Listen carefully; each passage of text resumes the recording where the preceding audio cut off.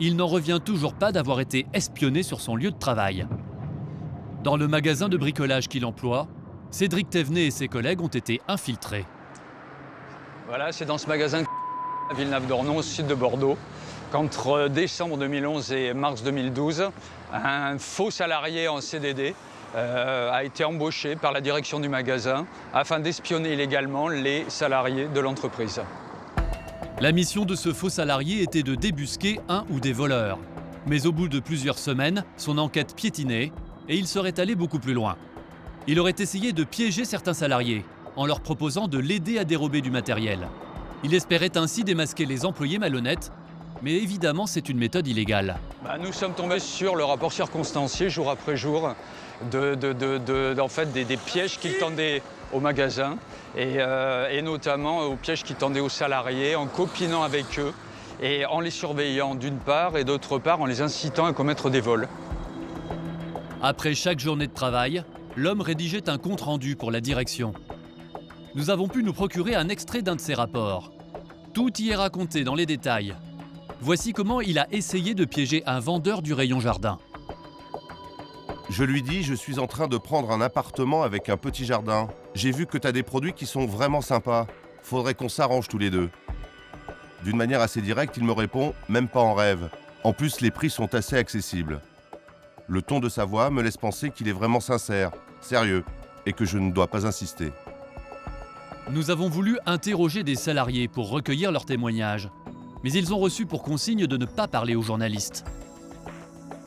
Alors nous sommes entrés dans le magasin en caméra cachée.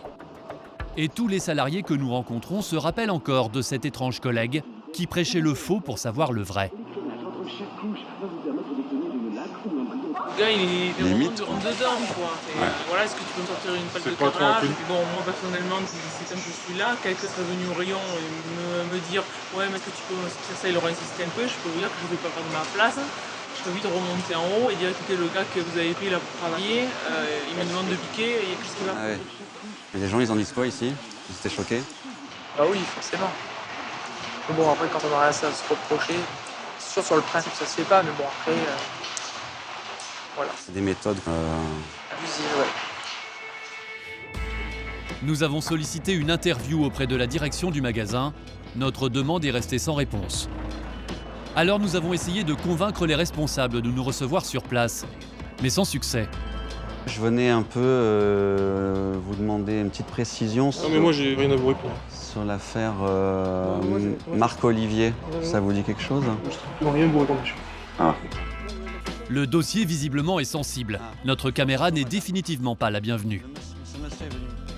Vous filmez là parce que vous avez un angle qui me plaît pas? Jamais. La direction ne nous recevra pas. Il faut dire que lorsque l'affaire a été révélée en janvier 2013, elle a fait les titres de toute la presse. La direction du magasin est accusée d'avoir fliqué ses employés. La taupe infiltrée parmi les salariés fait scandale. Comment pouvez-vous accepter que vous soyez tenté par un barbouze ou par un mercenaire à commettre des vols? C'est-à-dire que en fait, l'intervention de ce monsieur à l'initiative de Castorama, c'est une intervention qui est absolument abjecte. Suite à cette affaire, une plainte a été déposée par le syndicat pour atteinte à la vie privée. La direction, elle, se défend en affirmant que l'infiltré procédait à un audit interne et qu'il ne s'intéressait ni à la qualité du travail des salariés, ni à leur vie privée. Aujourd'hui, le dossier est en instruction, mais dans ce genre de cas, la loi peut être très sévère.